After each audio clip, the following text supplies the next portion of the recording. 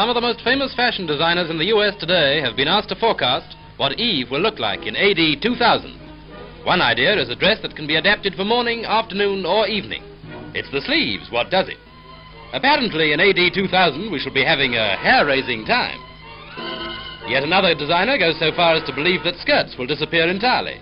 Shoes will have cantilever heels, and an electric belt will adapt the body to climatic changes.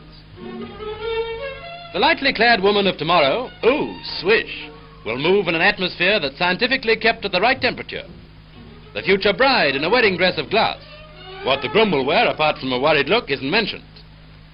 A dress of aluminium, with a sash to change it for afternoon or evening, and an electric headlight to help her to find an honest man. As for him, if he matters at all, he'll be fitted with a telephone, a radio, and containers for coins, keys, and candy for cuties. No one can clearly foresee the city of the future, but the appearance of any city, of any period of history, is a direct outcome of the social, economic, and technical conditions then existing. The cities of the future would be laid out to a master plan. Streets and buildings no longer haphazard, but harmoniously related. Structural ingenuity would, of course, go on producing unusual forms, perhaps suspension bridge apartment houses. These would surely provide wide vistas for the bridge dwellers and perhaps gratify the very human desire for novelty and romance. There must be broad avenues, providing trees and ease of movement, with light and pure air for all buildings.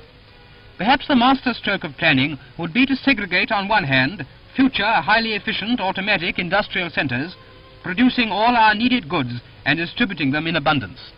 New centers of leisure would arise, around which we would live, fully participating in the sports, the arts, and the sciences, in fact, in all the activities which make life worth living. Here's a peep through a future window of the world. This monster plane will carry 600 passengers, and a huge wing and double fuselage houses luxurious lounges and reading rooms. It will speed from London to New York in a day. Future aerodromes will be centers for highways, skyle, and rail carriers. Landing on top of the huge aerodrome, planes will taxi to a ramp, descend to a lower level, and discharge their passengers.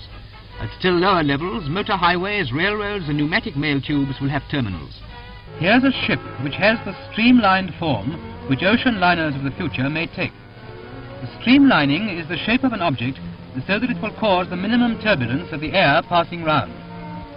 The porpoise, one of the fastest things that swims, is a splendid example of nature's streamline. The body, the fins and tail are all curved and have their blunt ends tapering towards the rear. In designing this ship, the streamline principle has been applied to the entire superstructure. This rounded, unbroken surface from stem to stern not only reduces wind resistance, but also lessens the water that comes over the bow and stern in heavy weather. The part of a conventional liner above the waterline is about as large as a solid block of 7-storied buildings, 900 feet long and 100 feet wide. Tremendous power is required to move this immense mass over 25 miles an hour. Projections like the bridge, deck and lifeboats disturb the flow of air as the ship passes through it, setting up turbulences which reduce the ship's efficiency. This model of an ocean-going yacht is based on streamline principles. The deck coverings can be rolled back in fair weather. The future will no doubt see streamlined ships which will be faster, more comfortable and safer than anything we know today.